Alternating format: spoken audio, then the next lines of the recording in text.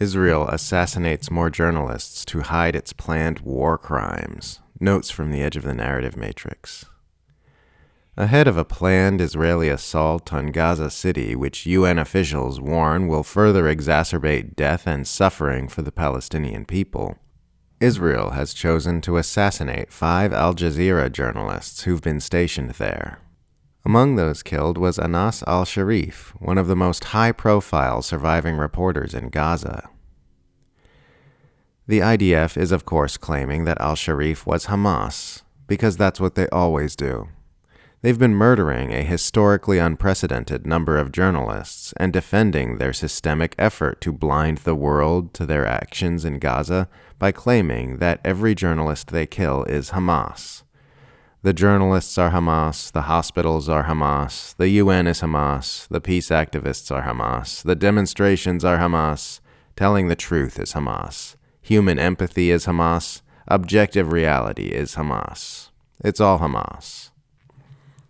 That Israel would feel the need to draw attention to its depravity with this targeted strike at this time shows it has some very ugly intentions for Gaza City that it doesn't want the world to see. One of the many plot holes in Israel's claim that it can't let foreign journalists into Gaza because it's not safe is that there are now huge areas which have been completely captured and controlled by the IDF.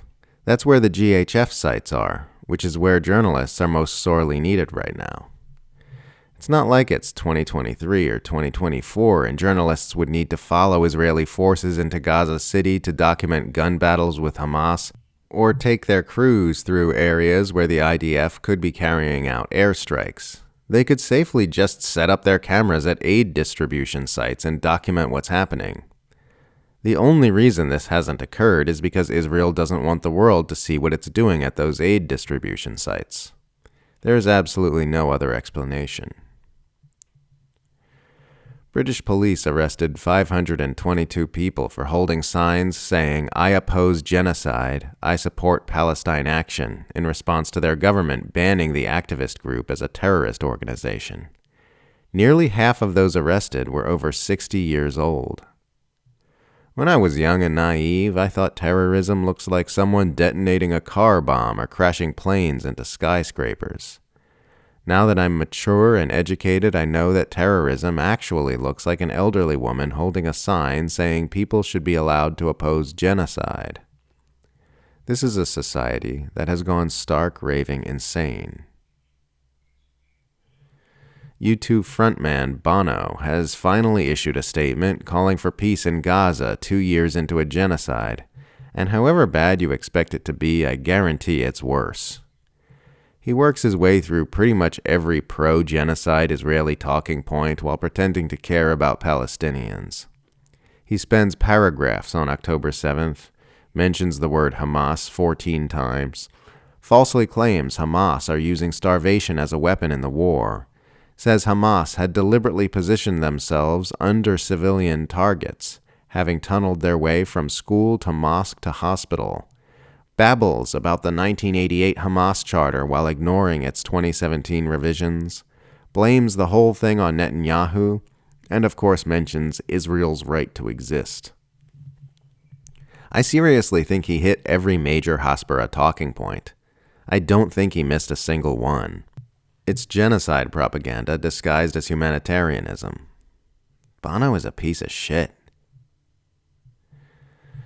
I judge the character of Jewish people based on how much they oppose the genocide in Gaza.